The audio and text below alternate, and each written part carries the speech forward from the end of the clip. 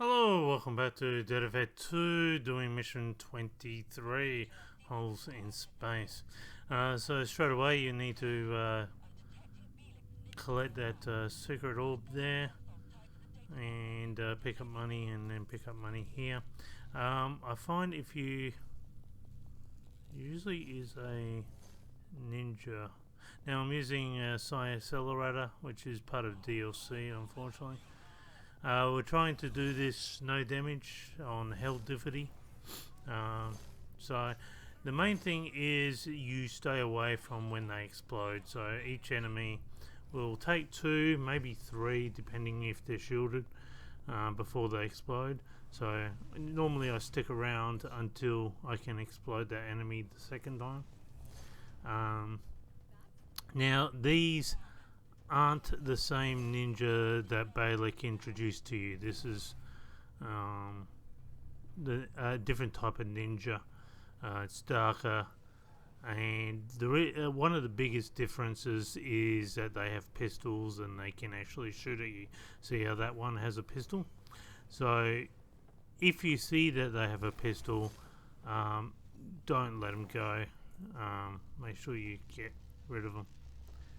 Okay, so this is the other part you got to watch out for.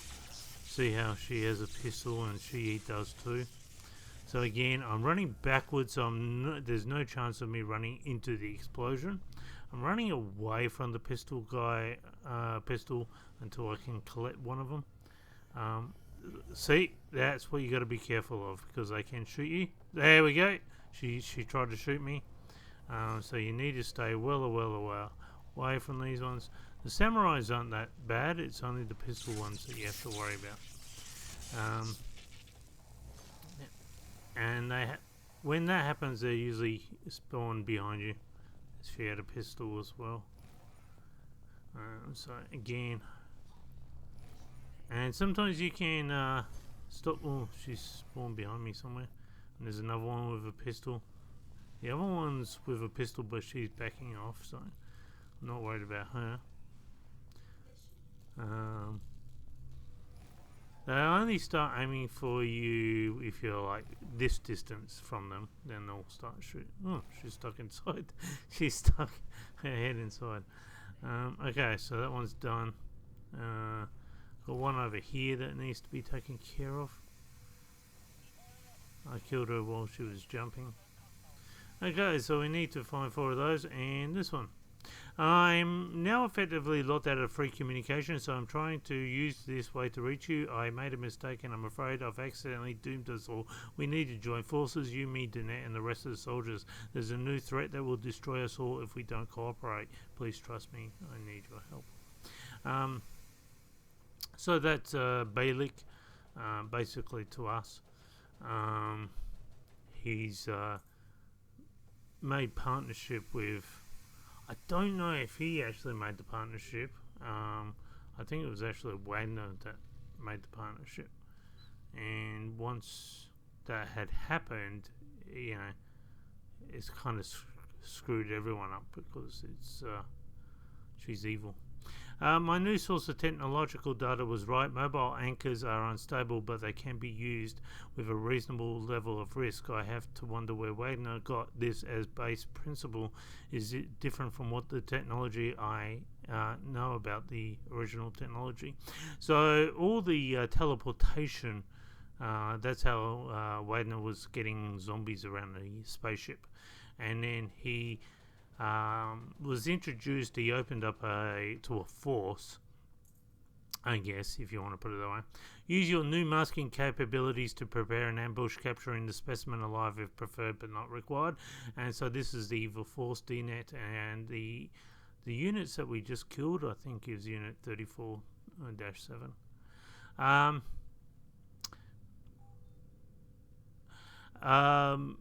So I think Wagner was, or maybe Beilik, there's an orb up here, used teleportation powers known as anchors to keep spawning things in. Those are the green crystals. There's an orb here. And some of the such as a summoner, can constantly always spawn zombies if you don't put the summoner down. And then they created an angel which hangs around. Anything close by the angel will actually replenish its health. While this candidate originally seemed like a clear-cut case, I managed to get some psycho-eval data, and we should be careful with this one, Professor. He seems to be, and certainly behaves like a mindless, aggressive grunt, but there's more than meets the eye here. Under the cheery psycho mask there are surprisingly deep thoughts. His data access records are interesting too. History and philosophy, mostly Zen and other Eastern stuff. If we upgrade him some minor memory and personality editing, we'll definitely be in order. If we want to keep control, boost his aggression, block his intelligence a bit, and let him really be what he presents to his teammates. I'd hate to find out what we created a cyber samurai with a head full of concepts like honor and justice, who isn't so happy with his so basically, once they done this, Beilik realised that he's done deal with the devil, and there's an orb up there, and basically this person could wipe everyone out, and now Beilik's turned to help and said, well, look, I've gone too far, and I need your help. We're all in trouble now, which I think is interesting. Okay, I have become aware that a portion of my personal data storage was dumped on the public part of the ship's net. I am very annoyed as some of that data is private, particularly any information regarding my patients. I'd like you to investigate and find whoever hacked into my data and punish him severely, or I will. I think that was that evil force who got the net, who is a patient of Beilik, and from that she has crafted her identity as D-Net is one, and he presented that to Bashard, who once he found out what that data was stolen was, became so you can see I've got everything. I've got all the tablets, orbs, money. So now all we got to do is kill the big guy. So what I'm doing is using a hurricane. I have done a lot of side quests, so I'm doing an X amount of damage to the boss. I'm going to go into bullet time. You got to time it when he starts to fall. Now he will present a shield and unrelease as much as you can into his head and get it down, and then start backing up. Yeah, I want to at least get half of his health down. Now I've only done half the side quest, so you could do a little bit more. You got to be careful here. I'm choosing this pillar because it's see-through and I can see which way the guy's walking. And there he is up there. What I'm going to do is attempt to just basically keep myself at the other side of this. What this does, he has a number of attack methods.